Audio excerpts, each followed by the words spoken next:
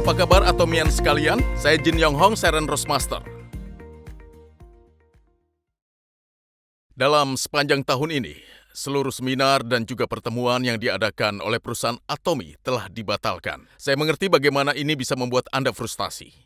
Seperti yang kita ketahui, penyebaran virus corona telah menyebar lebih dari 200 negara.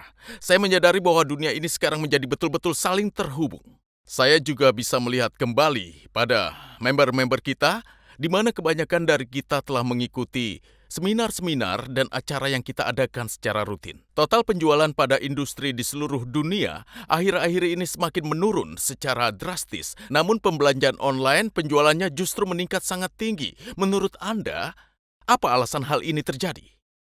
Kebutuhan untuk berbelanja online telah meningkat secara konsisten saat dunia sedang tertuju pada pandemi ini, maka gelombang besar dari konsumen bahkan yang berusia 50-60 tahun, mereka menjadi mengenal untuk berbelanja online. Setelah merasakan kenyamanan dari berbelanja online, nantinya mungkin akan sulit untuk kembali berbelanja secara offline. Saya yakin banyak dari Anda yang sudah mendengar bahwa penjualan Atomi juga telah meningkat sampai 40% pada kuartal pertama. Dulu, sistem penjualan adalah dari online menjadi offline. Saya akan jelaskan konsep ini dengan lebih jelas lagi.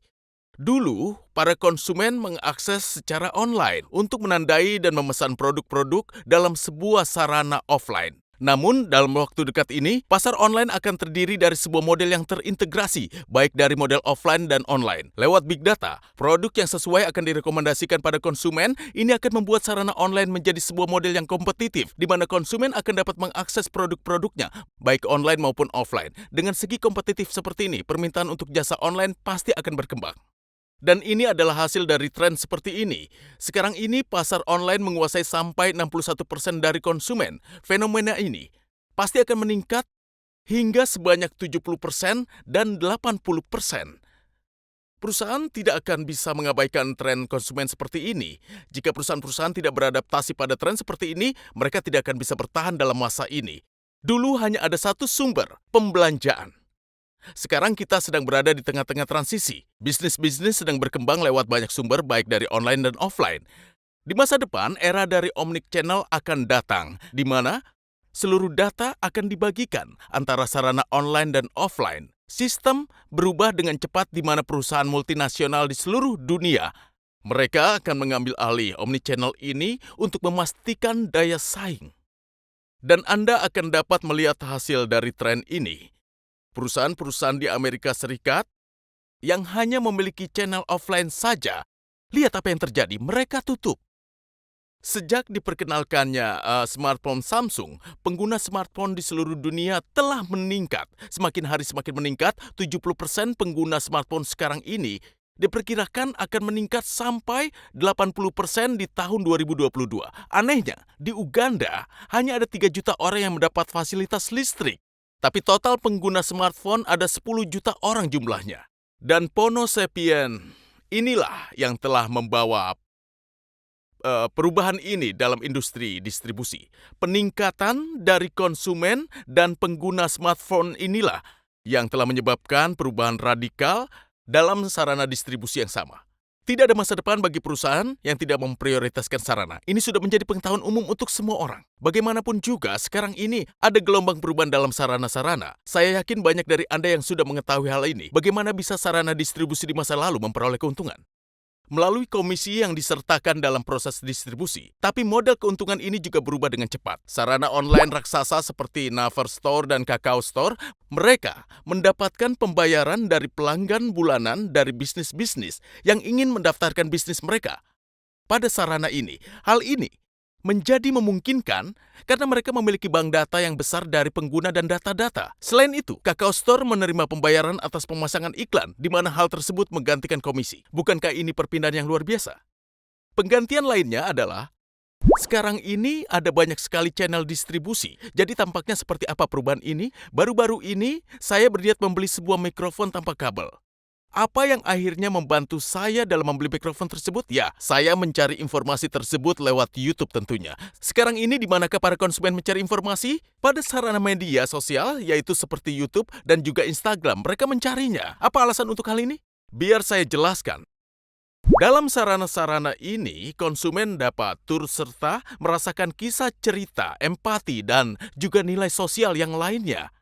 Alasan lainnya kenapa orang-orang beralih ke sarana-sarana tersebut adalah karena sudah terlalu banyak macam produk di pasaran dan jasa kurasi sekarang ini lebih penting dari sebelumnya. Kita hidup di era di mana semua orang bisa memproduksi dan mendistribusikan produk-produk mereka. Harga tidak lagi menjadi faktor untuk memutuskan pembelian produk tersebut. Sekarang ini adalah yang terpenting, sarana belanja. Mereka yang memiliki karakteristik paling unik, mereka yang akan bertahan. Contohnya, Anda tahu tentang Prime Service dari Amazon, bukan? Dalam Prime Service Amazon, jika Anda membayar sekitar 1.200.000 tahun, Anda dapat menonton semua film yang ada dalam sarana tersebut secara gratis. Anda dapat menerima pengiriman cepat yang gratis.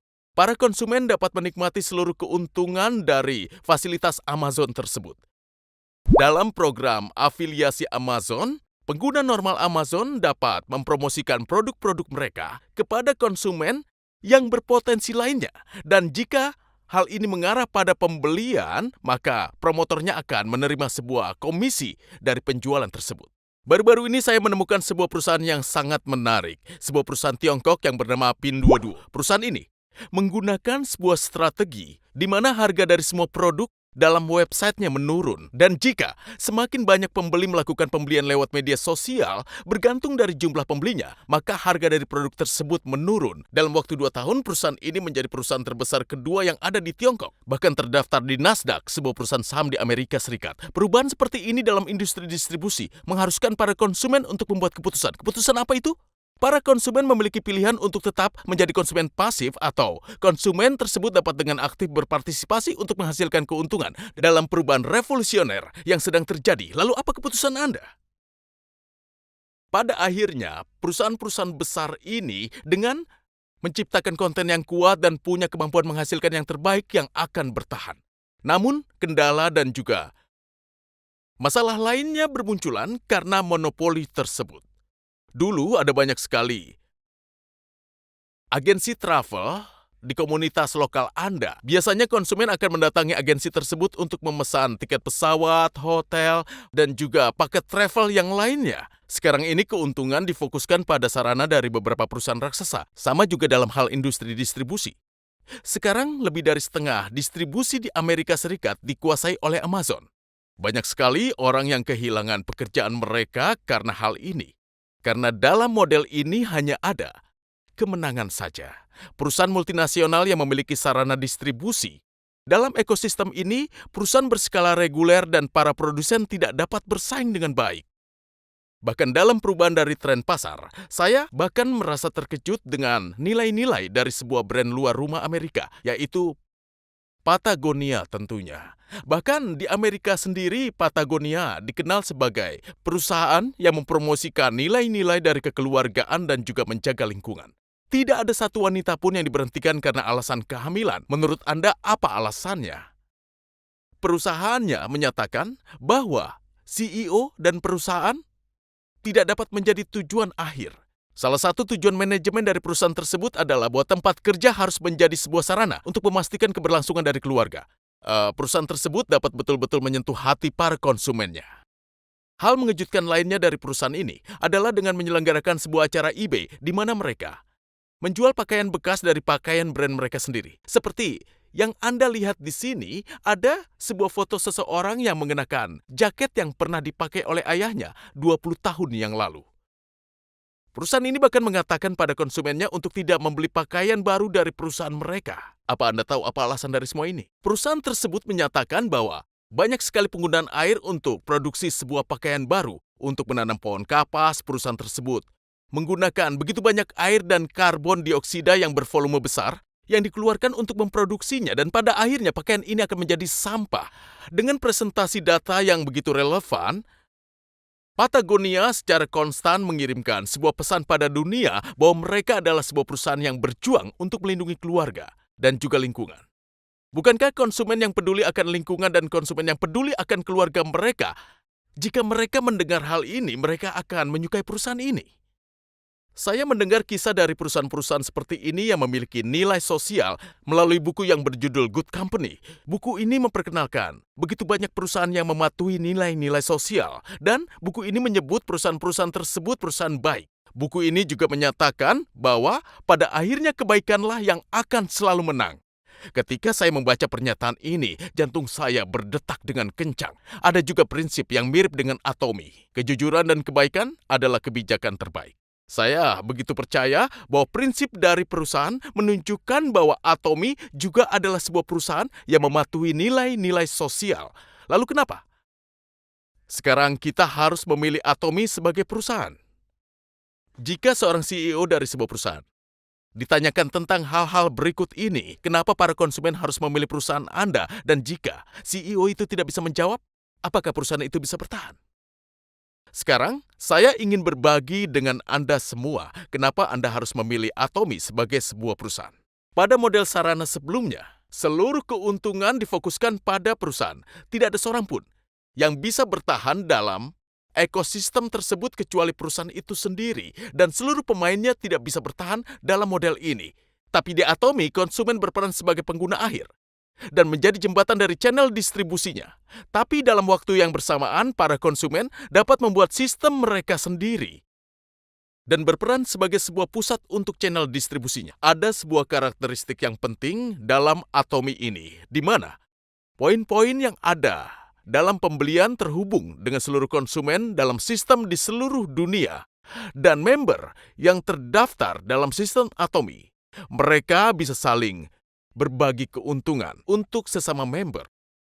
Mr. Park Han-gil mengetahui seluruh nilai-nilai yang penting dan prinsip-prinsip yang diperlukan untuk model bisnis post-platform. Beliau mengatakan Atomy tidak bersaing dengan perusahaan marketing lainnya. Atomy hanya bersaing dengan channel distribusi yang sudah ada sebelumnya. Saya akan menghilangkan seluruh sarana yang tidak memiliki sistem poin. Atomy akan menjadi pusat dari seluruh distribusi. Agar sistem ini bisa sukses, hanya ada satu hal yang terpenting. Para konsumen bisa dengan mudah mengakses sistem tanpa iklan.